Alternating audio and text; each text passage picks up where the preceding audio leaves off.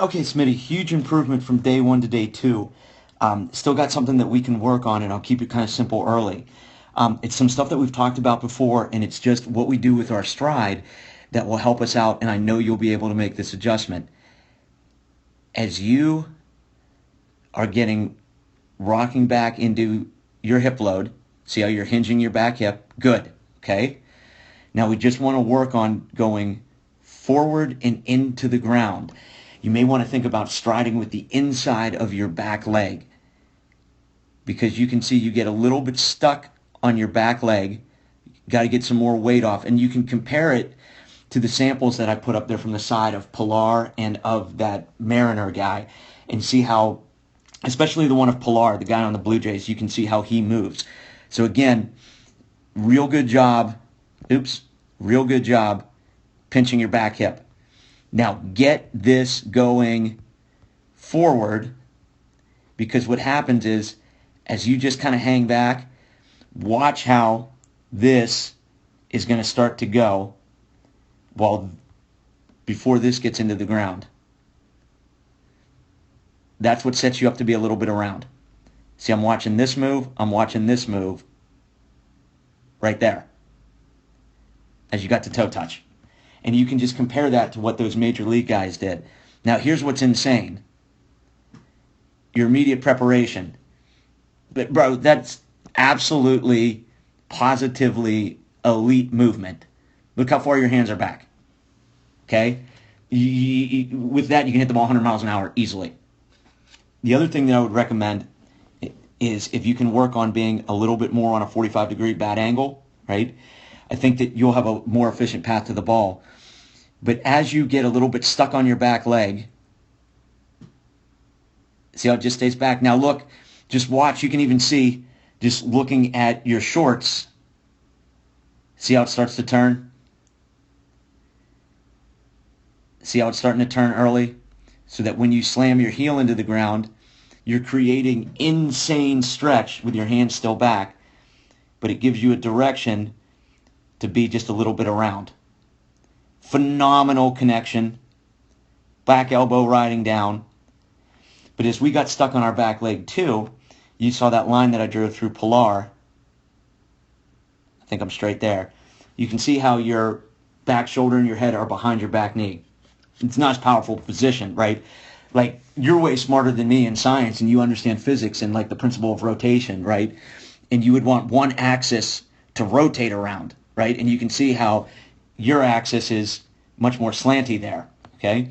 And it would be fixed, and I know that you're going to be able to do this easily, because this, bro, that's an elite hip load. Elite, okay? Phenomenal. Now get off your back leg so that we get into the ground before we get that move. That's awesome. Your hands are beyond awesome, okay?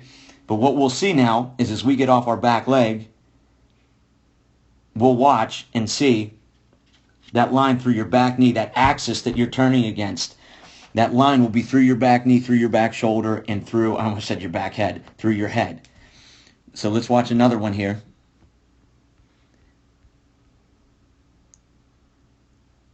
Elite hip load. Elite hip load. That's awesome. Now get off your back leg.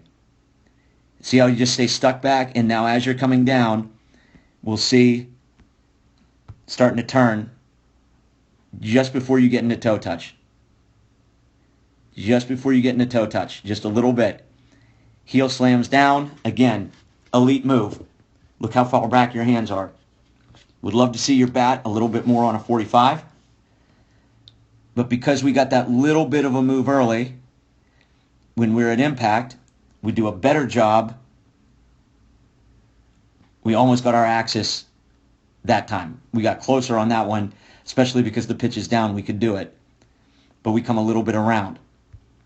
Watch one more here. Again, phenomenal elite hip load. Look at that. This is better.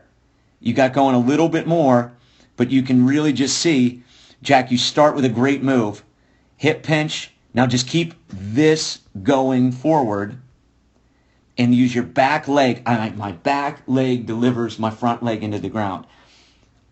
That is elite major league caliber move right there. Okay?